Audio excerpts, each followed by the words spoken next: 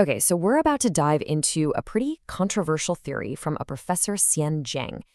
He uses game theory to map out the future, and while he's made some wild calls before, this one lays out a shocking blueprint for how the entire global balance of power could be flipped on its head. And there it is, right at the heart of his 2024 prediction. He's not just saying the US would go to war with Iran. He's saying that US would lose. That's a massive claim. So let's really dig into how this theory suggests a superpower could actually be brought to its knees. So how on earth could something like this happen? Well, the theory starts with a major military imbalance, but probably not the one you're thinking of. See, this isn't about who has the fanciest jets or the biggest aircraft carriers. It's about who can afford to stay in the fight. And that brings us to what Jiang calls interceptor math. Just look at these numbers. The US is firing million-dollar-plus missiles to take out $50,000 drones. In a long, drawn-out war, that kind of economic bleeding is just not sustainable. You simply can't win when your defense costs 20 times more than your opponent's offense. You know, this cost problem points to a much deeper issue. The theory argues that the US military was basically built for the Cold War, to flex these incredibly advanced, super expensive weapon systems. But it's just not equipped for this new kind of grinded-out warfare, where being cheap and sustainable is what really matters in the long run. But here's the twist. The military fight?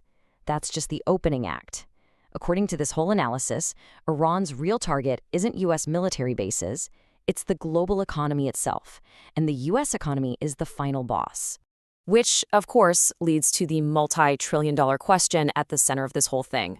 How could one cheap little drone possibly trigger a complete economic meltdown for the world's biggest superpower? It sounds crazy, right?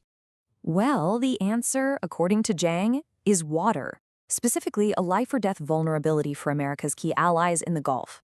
A whopping 60% of their fresh water comes from these huge desalination plants, and they are, to put it mildly, very exposed targets.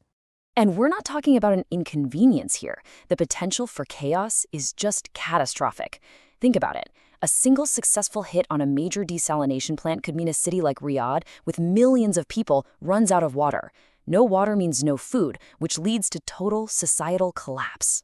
So this is the predicted chain reaction. It's a perfect domino effect. It all starts with that one single point of failure. Iran hits the water plants.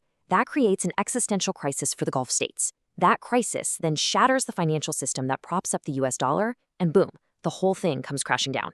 Now, to really get this, you have to understand the petrodollar system. It's been the bedrock of global finance for decades. Basically, Gulf nations sell their oil only in US dollars. Then, they take all those profits and recycle them by pouring that cash back into the US economy. We're talking stocks, bonds, and one very, very important sector. And that's the crucial link right there. This isn't just monopoly money. Billions upon billions of these petrodollars are the jet fuel for the massive AI bubble we're seeing. If that fire hose of cash from the Gulf suddenly gets turned off, the funding for the hottest part of the US market could just evaporate. Okay, so let's get to the most complicated question in this whole theory. If the economic risks are this apocalyptic for everyone, why in the world would the US even think about starting a war like this? The theory offers up 3 potential reasons. And let me tell you, they get progressively weirder. We start with simple imperial overconfidence and end up with a belief in a pre-written, end-of-days script. So, the first couple of reasons are pretty familiar if you look at history. First, there's hubris, that classic overconfidence that has led so many empires to make huge mistakes. The theory compares it to Hitler's disastrous decision to invade the Soviet Union. And then there's the much more modern calculus of personal and political gain, alleging that both Saudi Arabia and Israel were pushing hard for this conflict. The analysis then points to some very specific and very large financial incentives.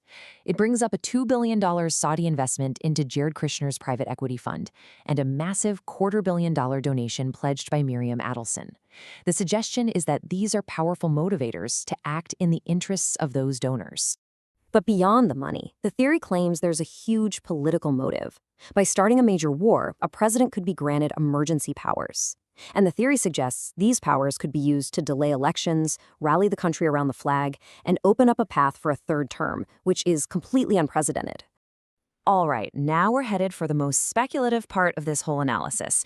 We're moving beyond normal geopolitics and into the idea that there are hidden forces pulling the strings from behind the curtain.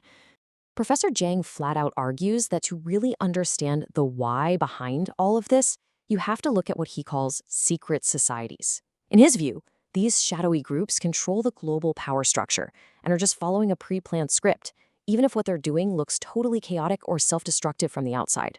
He names 3 specific groups: the Jesuits, who he claims control the Vatican, the Freemasons, who he says run the U.S. national security apparatus, and the Sabbatean Frankists, which was an old religious sect that he alleges secretly controls modern Israel. According to his theory, these 3 factions are all working together to make these world events happen. So, look, setting aside the more out there claims for a second, what's the real takeaway here? This whole analysis completely reframes how we should think about modern war.